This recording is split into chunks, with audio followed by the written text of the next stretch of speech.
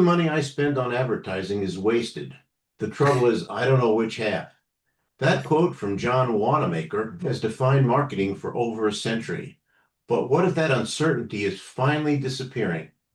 I'm your host, Ken Umansky, and today we're diving into how data, AI, and advanced modeling are transforming marketing from guesswork into precision and from unpredictable outcomes into scalable, repeatable performance. My guest today is Sheldon Poon, co-founder and CEO of Drive Marketing, a company that's redefining how organizations use data to drive measurable growth.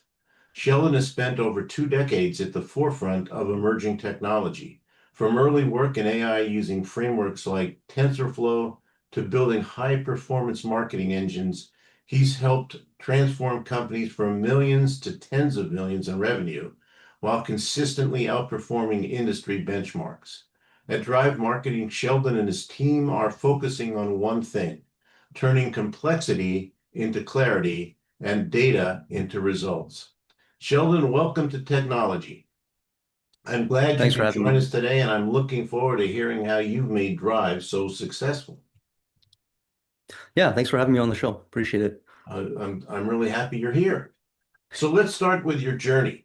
What led you to build Drive, and how did your early work in AI shape your approach to modern marketing?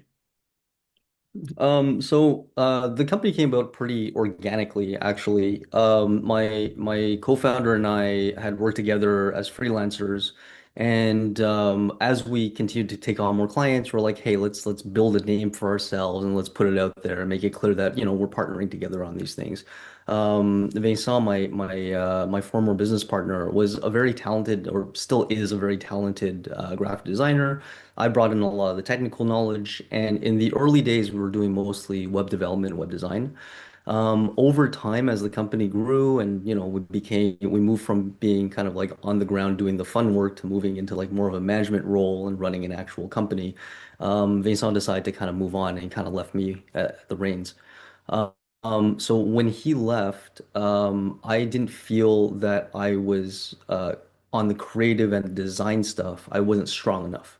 So we kind of pivoted away from more of the content side and just really doubled down on the technology side, which is where most of my strengths are.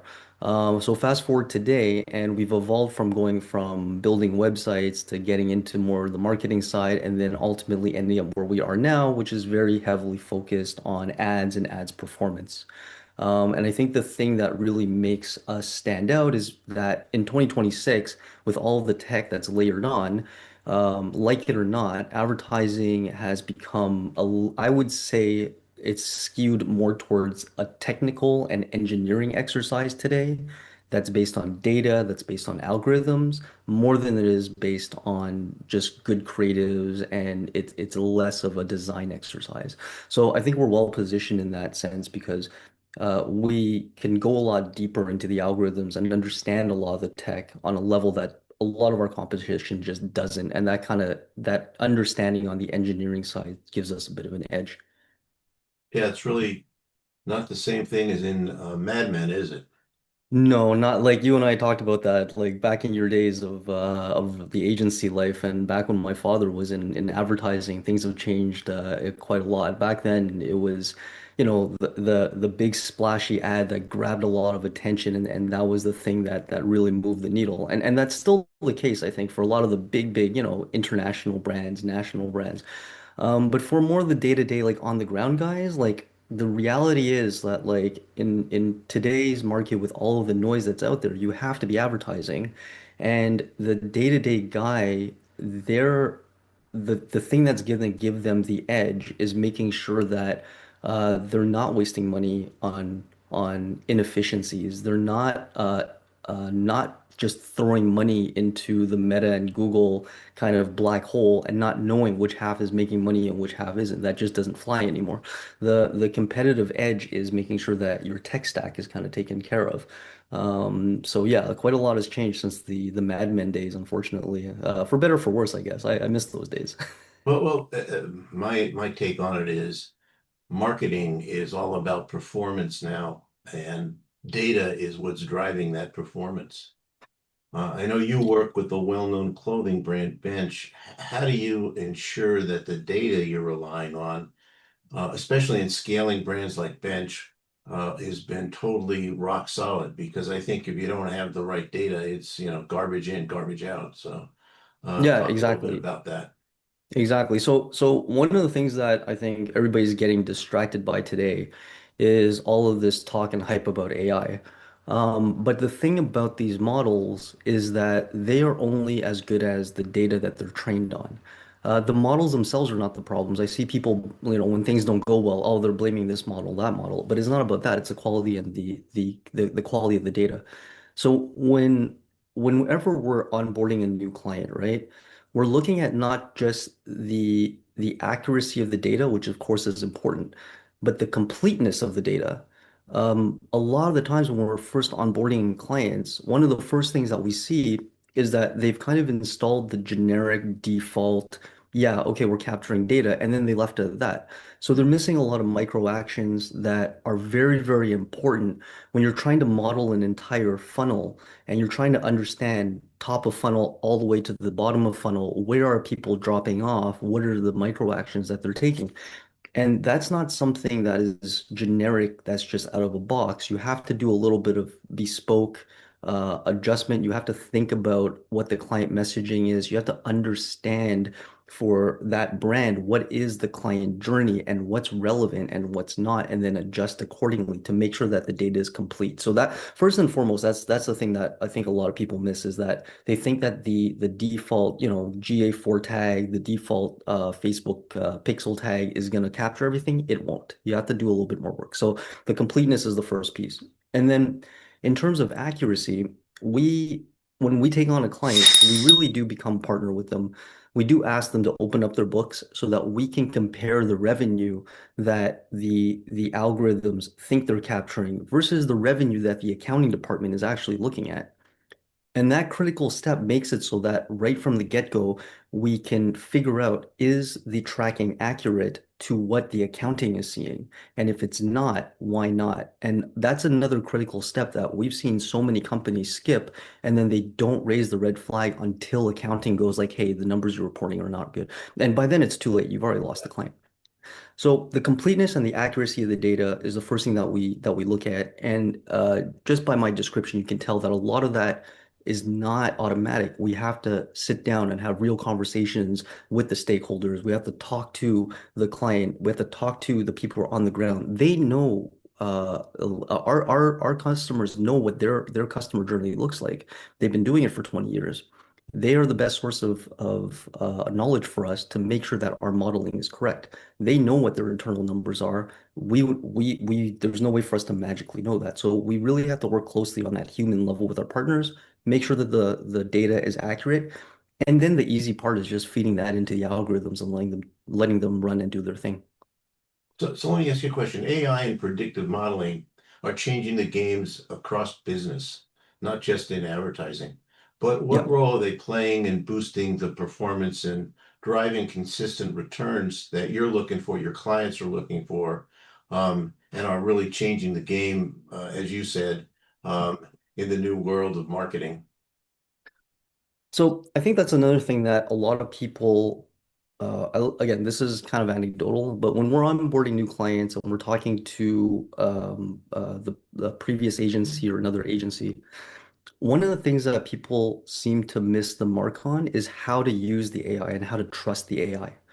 So when early on, when Google and Meta were rolling out the predictive AI models, they were not very good. They made a lot of mistakes. Our take on it is that the initial adoption was not very high. So people would try it out and then say this isn't working, and then go back to the old school way of like I'm gonna set my demographic targeting. I'm gonna try to narrow in on locations and I'm gonna create the customer profile. And people worked against the AI. Fast forward to 2026, and targeting people by demographics does not work as effectively as carefully letting the AI do its thing. So the way in which you properly leverage these predictive models now is that so going back to like old school marketing, right? Attention, interest, desire, action. Old school IDA. What we do is we make sure that we build a library of content that represents each of those layers properly. And again, that messaging comes from working with our client, leveraging their decades of knowledge in their space, knowing their audience, knowing their brand, knowing their messaging. We take all that and we build out that content so that each layer is well represented. We take all of that content and we're able to throw it into a library on Google and on Meta. And what those platforms do is that they will use the data that they have on each person. So Google has, I forget like how many hundreds of data points on each of us. And what they will do is internal testing to see which content resonates with what customer pattern, and they just let the math do its thing. And even though we're not telling it what piece of content represents what layer, what will emerge from that predictive algorithm is that Google will be able to create an audience that is at each level of the funnel. And when we compare the content and what each level is connected to, lo and behold, it matches up with what we thought was going to work with messaging. So that's how we leverage the predictive algorithm without getting it its way. What we're doing is we're giving it all its tools. We're giving it the data, we're giving it the content, we're giving it access to everything that it needs. And then we're letting the predictive algorithm actually do its thing and then figure out, okay, this is the audience. And based on what I've learned now, I can predict that I can go after another 100,000 that match this pattern. That's how you leverage it properly. And we're not seeing a lot of agencies do that. We're seeing a lot of people working against this. You know, that's counterintuitive to, the advertising industry as a whole, even 10 years ago. It's really interesting. So let me ask you another question about, I'm sure you do a lot of planning and have a lot of strategies and, you're very, very deliberate in what you do to get to market. But walk us through a moment where a campaign or technology failed you, in either mid-execution, mid-campaign, whatever. It failed. And then how did you deal with that? How did you pivot? How did you deal with not having the whole thing fail on you, but that one element? Yeah, absolutely. So going back to our client, right? Like, they're very, very strong in the Canadian market. They're found in Costco, Winners, like all these big retail brands. They want to make a move into the US market. And we were totally gung-ho on that. We said, like, yes, we can totally do this in the US. We have US clients, we've done it before. The thing that worked against us was our recommendation was to keep the data clean, make sure that you have a separate website for the US market, because that's what we've done with all of our brands that we've kind of gone into the US with. Canadian site, US site, completely separate, nice and clean. Um, they were running on there, or they still are, they're running on Shopify. And Shopify at the time had just released a new feature which allowed you to separate out markets. There were some there. This is also this is one of those situations where like it's above our pay grade, so to speak. Mhm. The higher ups did not want to spend the money on building up a separate website for the US market because of the cost incurred, because of the way their ERP was set up, because of a lot of the way that on the back end of the business, right? There's logistics. Like it's understandable. There's a cost incurred. It's not just simple, hey, I'm going to put up another website. You have to do a lot of work to make sure that all of the customer service, shipping, all the other stuff that goes into it. So when they did the cost analysis, they're like, no, no, we're going to put everything on one site.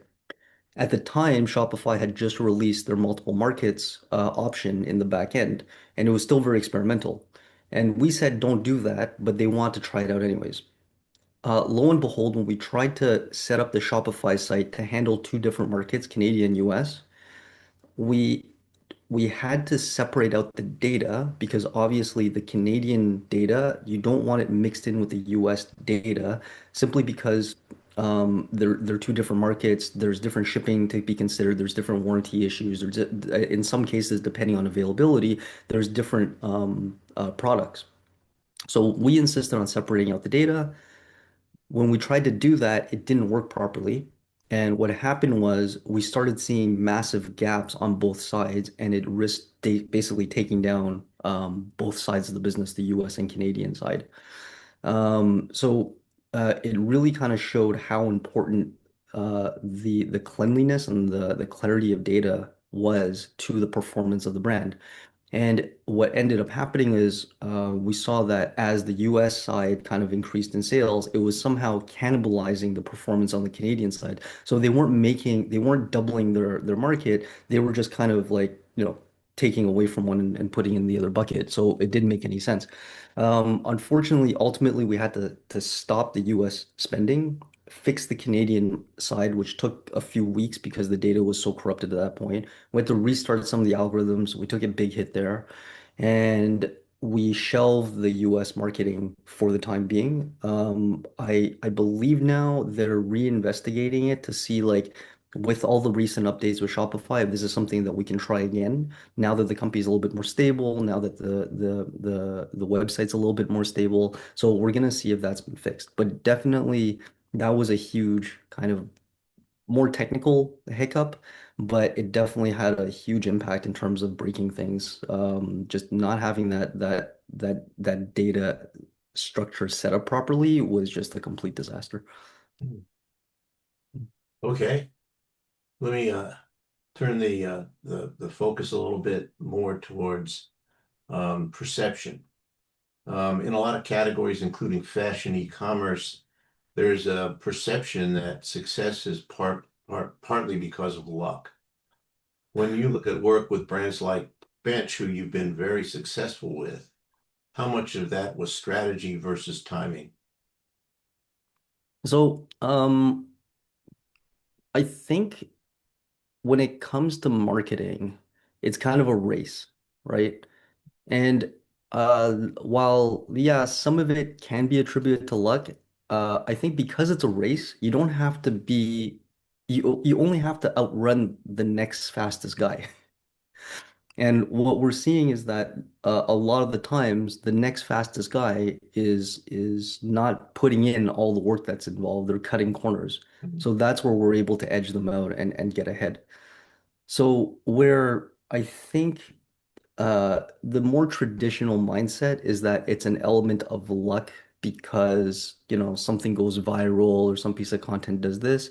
I think what we're starting to see now is that while that's still true, you can have a piece of content that suddenly goes viral and everybody falls in love with your brand and blah, blah, blah, blah. You don't need to depend on that. If you're putting in the work and making sure that you're working with the algorithms properly, you can still get mixed in there. And then to me, that's not luck, it's a repeatable process. And actually we've seen it because we've done it for other brands. And the repeatable piece is falling back on the fundamentals of marketing, understanding the strategy and the framework of, people first hear about your brand. What is it that brought them in? What is it that grabbed their attention? Make sure that there's a connection between the attention and the interest piece. Make sure that you retarget them often enough. You have the multiple touch points so that you build up that desire. Old school marketing, make sure the branding is on point, making sure there's no red flags, making sure that people start imagining themselves using your product and service, and then ultimately make a frictionless action so that they can just easily take that final step. Those fundamentals, I think, have been lost a lot because people are now relying so heavily on tech and AI. And while our strategy is reliant very heavily on tech and AI, I think we've struck a balance where we recognize that while the tactical piece keeps changing and evolving and how we're doing these things is constantly moving, the understanding of the why, that strategy piece, that higher level thinking, that hasn't changed. And the successful brands, you still see that level of thinking. You still see that human nature is still human nature. Tech evolves very fast, but humans evolve very slowly. And ultimately, by mixing those two together, we've been able to repeat the same success over and over and over again by understanding how the algorithms work with us. And we're not working against the technology by layering on that higher level thinking, talking to our clients, doing the hard work of making sure that the data is accurate. My team just spent 4 days, like my dev team just spent 4 days tracking down a credit card tracking issue on one of our smaller clients, that's the type of thing that larger agencies would kind of go like, oh, there's a problem with the data and tell the client like go figure it out. No, we're like, no, this is affecting our cost per acquisition. Let's make sure that we dial this in and let the client know that we're fixing it, that we're working on it. That's the type of hard work I think that makes it so that it's not luck. It's work. It's work that other people are skipping over. It's work that people are trying to not do because they're trying to leverage AI, and I think they're doing it wrong. Great. Well, Sheldon, unfortunately, we've run out of time. This seems to happen at every one of our technology sessions, but I want to thank you for the insightful discussion we've had. And what stands out is that success in modern marketing isn't about luck. It's very deliberate. It's about building systems that learn, adapt, and improve over time. Drive marketing is a great example of a powerful example of how combining data discipline with advanced technology can turn marketing into a true growth engine that's predictable, scalable, and measurable. So thank you again for being on the podcast this morning. And just like Sheldon, helping companies unlock performance through data and AI, Performix builds custom AI agents designed to reimagine how businesses operate, boosting innovation, efficiency, and profitability without massive upfront investment. So Performix mission is really about AI for every business, and it's about making this technology practical, accessible, and results driven. So if you're interested in how AI could transform your organization, please visit performixbiz.com. That's performixbiz.com. Thanks for tuning in to Technology Today. And until next time, stay smart, stay data driven, and keep innovating.